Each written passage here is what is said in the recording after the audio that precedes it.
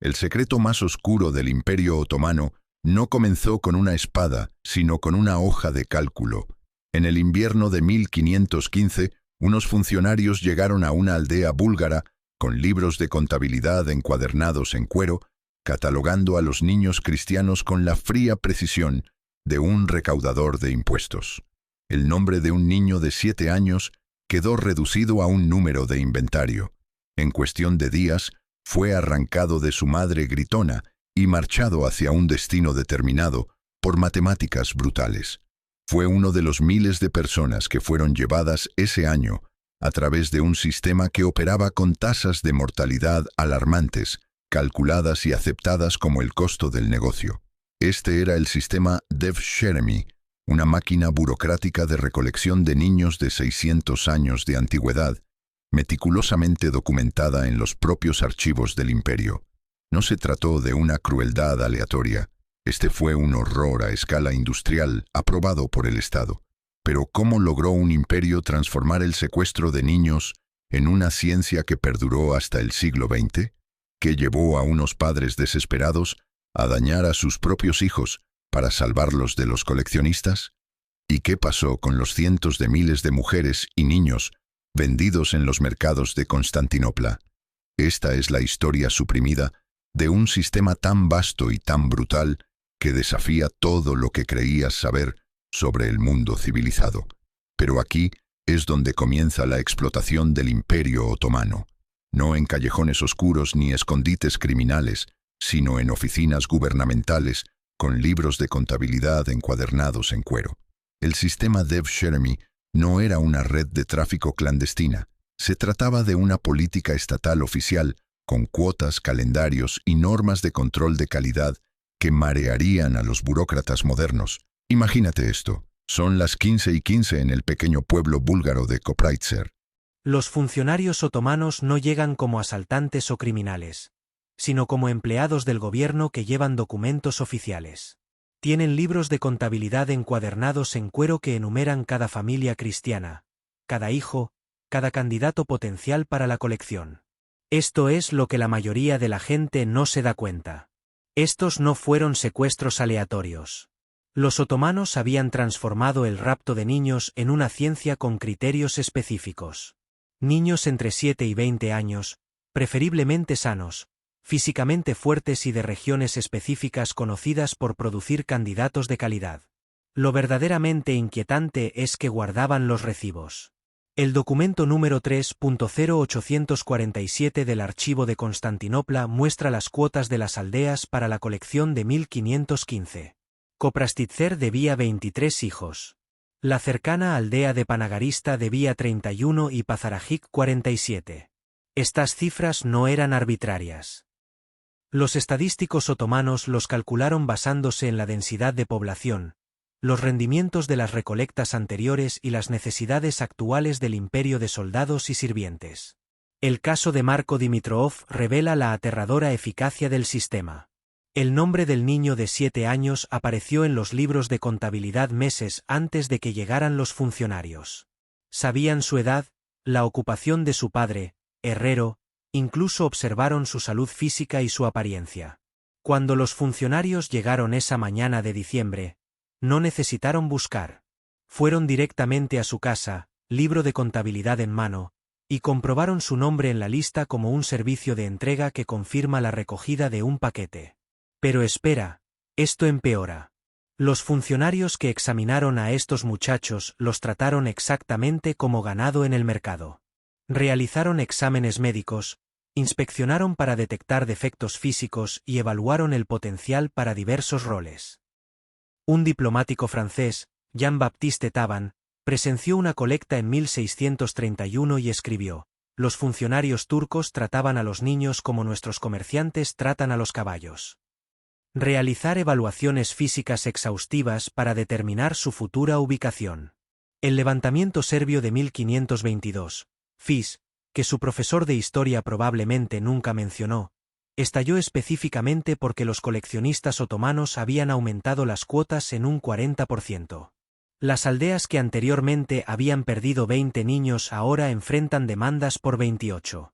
El punto de quiebre llegó cuando los funcionarios llegaron a la ciudad de Ujit, exigiendo 67 niños, incluidos varios de solo 6 años. La rebelión que siguió dejó 3.000 muertos. Pero aquí viene la parte verdaderamente retorcida. La respuesta otomana no fue poner fin a la práctica. Era para mejorar sus registros para evitar futuras disputas de inventario. Hablemos de números porque la escala te dejará boquiabierto. Entre 1450 y 1650, los sistemas de Pserman alcanzan su punto máximo. Los historiadores estiman que los otomanos reunieron entre 200.000 y 500.000 niños cristianos. Esto supone un promedio de 2,500 niños al año cada año durante 2 siglos. Imagínese si el IRS mantuviera registros detallados de sus hijos, no para deducciones de impuestos, sino para la recaudación programada. Imagínese que llegaran funcionarios del gobierno con hojas de cálculo que mostrarían a cuáles de sus hijos se llevarían, cuándo y con qué propósito. La justificación religiosa lo hace aún más insidioso. Los eruditos otomanos argumentaron que estaban salvando a estos niños cristianos al convertirlos al Islam.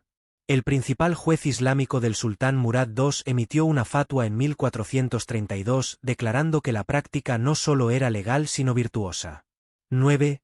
Ellos estaban trayendo a los niños infieles a la luz de la verdadera fe. No importa que esta salvación implicara arrancar a los niños de sus familias y someterlos a brutales programas de entrenamiento. El sistema evolucionó con el tiempo volviéndose más sofisticado y aterrador. Inicialmente se centraron en la creación de soldados de élite genízaros.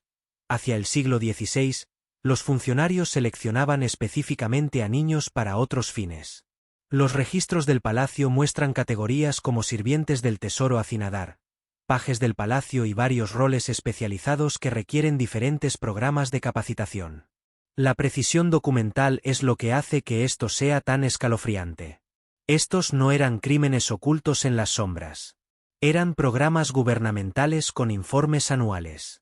El registro de Pscher de 1561 de Bosnia enumera 1,7 niños recopilados, incluidos sus nombres, edades, pueblos y descripciones físicas. Junto a Dodai, de 9 años, de Sievo, un funcionario destacó su estado de salud y su aptitud potencial para el servicio en palacio.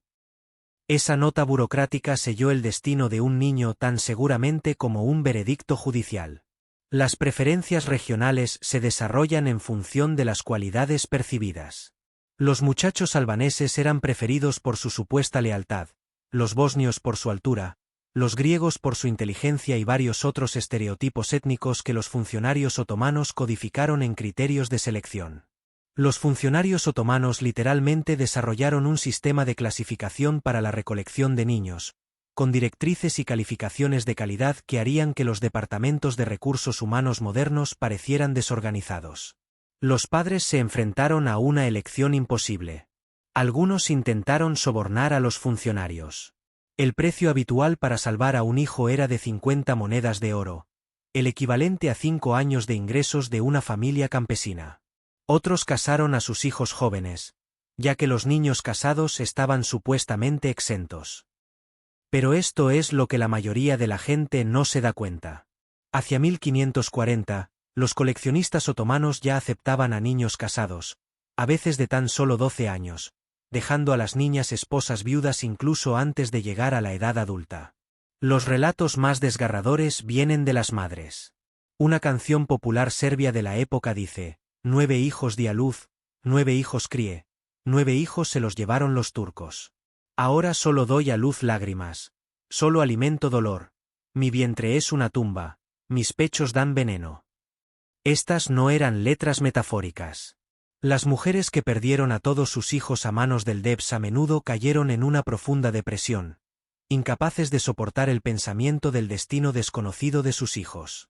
Si pensaba que el secuestro sistemático de niños era horroroso, espere a descubrir qué les pasó a estos niños después de que sus nombres fueron borrados de los registros familiares y agregados al inventario otomano. La verdadera pesadilla no fue la colección. Fue la destrucción completa de todo lo que estos niños alguna vez habían sido. La verdadera pesadilla no fue el secuestro. Fue el borrado sistemático de todo lo que estos niños alguna vez habían sido. El Imperio Otomano no se limitaba a recoger cadáveres. Perfeccionaron el arte de destruir identidades manteniendo a la persona con vida para el servicio futuro. El proceso comenzó en el momento en que los niños fueron cargados en vagones de transporte. Esto es lo que la mayoría de la gente no se da cuenta. La destrucción de la identidad comenzó de inmediato, no gradualmente.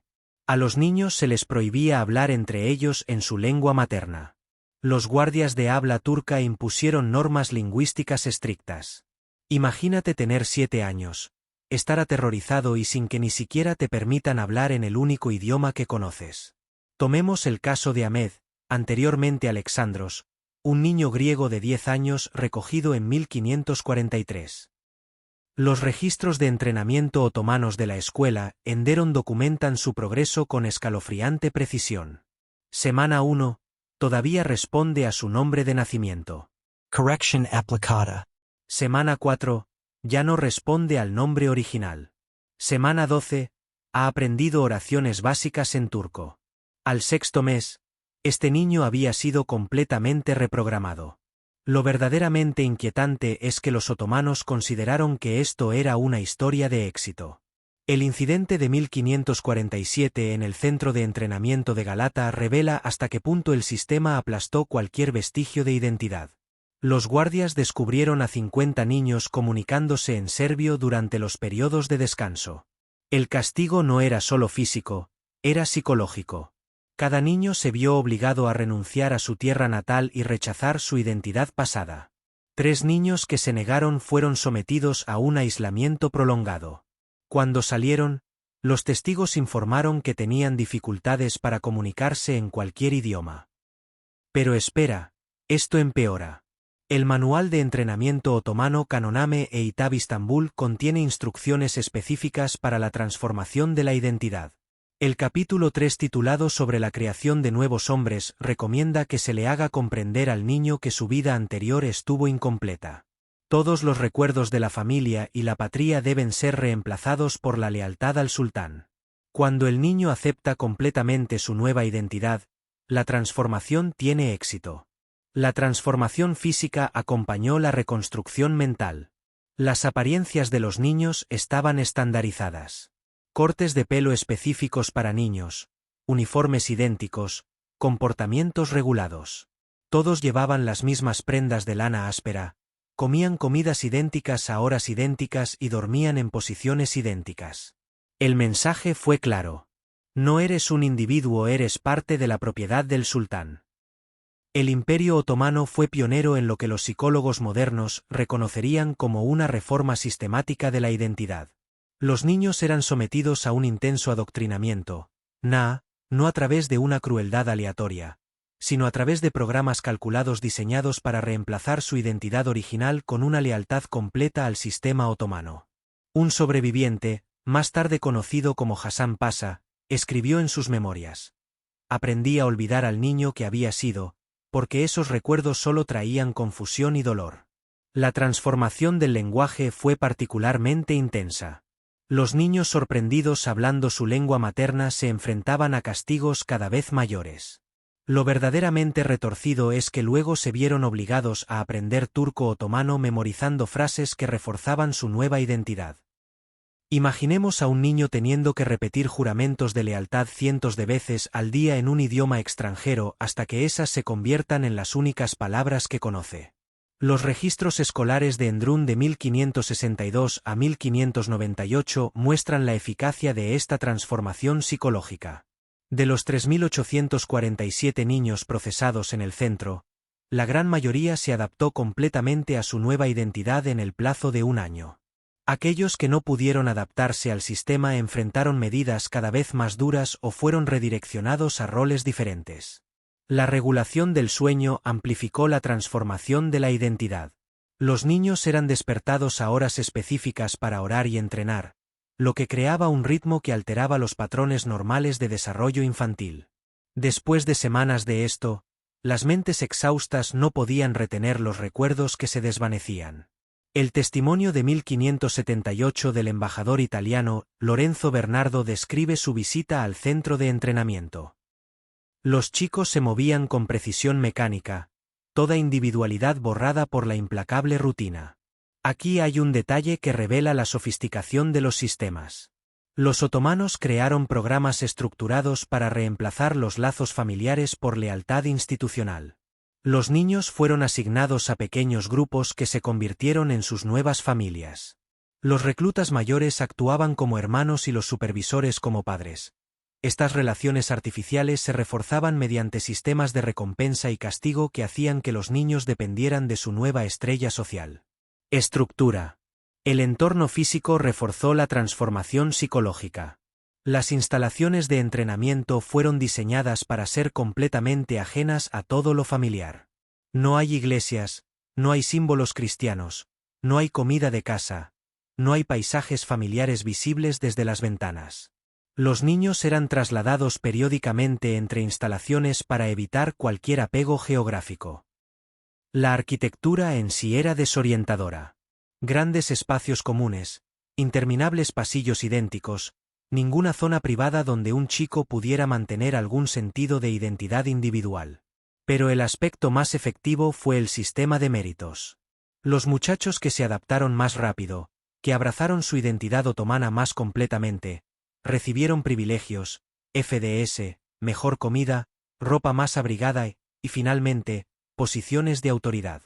Esto creó una dinámica competitiva donde los niños se vieron incentivados a abandonar su pasado. El niño que aprendió turco primero recibió pan extra. El que sobresalía en los estudios islámicos ganaba una manta de lana. Imagina la presión psicológica de necesitar calor con tanta urgencia que te obligaste a olvidar tu pasado.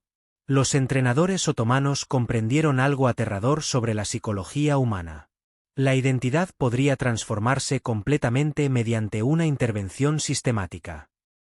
Crearon un sistema tan efectivo que muchos graduados de Debserman luego participaron con entusiasmo en la recolección de la próxima generación de niños cristianos. Estos hombres habían sido tan completamente transformados que aplicaban el mismo sistema a otros sin dudarlo. Cuando los niños terminaban la formación inicial, ya estaban psicológicamente transformados. Un observador francés escribió en 6005, hablar con un genízaro que nació cristiano es conversar con un hombre sin pasado. El niño que existía antes ya no existe. En su lugar se yergue una creación otomana, completa en lealtad porque no tiene otra identidad a la que regresar. Esta transformación de identidad fue solo una preparación para lo que vino después. Pero borrar sus identidades fue solo una preparación para el verdadero horror. Los diversos destinos que les aguardaban a estos niños en el sistema otomano. El Imperio Otomano no solo robaba niños. Operaba un vasto sistema de explotación donde los seres humanos eran tratados como recursos para ser procesados y utilizados. Las tasas de mortalidad en las distintas etapas de este sistema revelan su verdadera brutalidad. Las matemáticas de este horror son asombrosas. Los registros de 1598 de los centros de entrenamiento de todo el imperio muestran la escala industrial de las pérdidas. Solo ese año, procesaron a 10.000 niños a través de varios programas. Los resultados documentados revelan un sistema que trataba el desperdicio humano como un gasto comercial aceptable. Literalmente calculaban las tasas de mortalidad en sus cuotas de reclutamiento. Los procedimientos médicos a los que se sometieron muchos niños. Tasas de mortalidad catastróficas. Los documentos otomanos simplemente mencionan diversas modificaciones y preparaciones a las que se sometían los niños para desempeñar diferentes roles. Quienes sobrevivían a menudo enfrentaban complicaciones de salud de por vida. El imperio había convertido la explotación infantil en una ciencia médica. Tomemos como ejemplo el relato de Ibrahim, uno de los pocos testimonios de primera mano que tenemos. Sometido a un duro entrenamiento a los 8 años en 1574, sobrevivió para convertirse en sirviente de palacio y más tarde escribió, «Las penurias físicas no fueron lo peor. Lo peor fue la pérdida total de lo que habíamos sido. Los que sobrevivimos quedamos transformados para siempre, incapaces de regresar con nuestras familias, ni siquiera liberados, porque ya no sabíamos cómo ser los hijos que habían perdido. Pero esperen, la cosa se complica aún más». El Imperio Otomano tenía diferentes caminos de entrenamiento para distintos propósitos, y el proceso de selección revela una crueldad calculada. Los niños eran seleccionados según sus atributos físicos, inteligencia y aptitudes percibidas. Algunos eran entrenados para el servicio militar, otros para funciones administrativas y muchos para el servicio personal en los hogares otomanos. Esto es lo que la mayoría de la gente no sabe. Esta selección no era aleatoria. Era un sistema calculado basado en siglos de experiencia. Los niños de ciertas regiones eran seleccionados preferentemente para roles específicos. El imperio creó literalmente un departamento de recursos humanos para niños explotados, con criterios de evaluación y protocolos de colocación. Los centros de entrenamiento eran esencialmente fábricas para producir diferentes tipos de sirvientes. Los niños se sometían a años de adoctrinamiento, desarrollo de habilidades y preparación para los roles asignados. El currículo conservado en los documentos administrativos otomanos muestra enfoques sistemáticos para la formación de soldados, administradores y sirvientes personales. Literalmente habían creado un sistema educativo basado en la explotación. El sistema económico. Los cálculos tras este sistema revelan la verdadera depravación del Imperio Otomano. Los registros palaciegos muestran análisis detallados de costo-beneficio de diferentes programas de entrenamiento. El gasto en alimentación, alojamiento y entrenamiento de los niños se sopesaba con su valor futuro esperado. Algunos programas con tasas de mortalidad más altas continuaron porque los supervivientes se consideraban más valiosos. Esto no era solo crueldad. Era un modelo de negocio basado en la explotación infantil. Lo verdaderamente inquietante es que seguían intentando mejorar el sistema, no para reducir el sufrimiento, sino para aumentar su eficiencia. Los textos administrativos otomanos de la época describen diversas innovaciones en los métodos de entrenamiento, las condiciones de vida y los criterios de selección. Un funcionario otomano escribió un tratado en 1465 titulado El uso óptimo de los jóvenes reunidos, que se lee como un manual de un consultor de gestión sobre la explotación. Los patrones estacionales surgieron en este sistema industrial.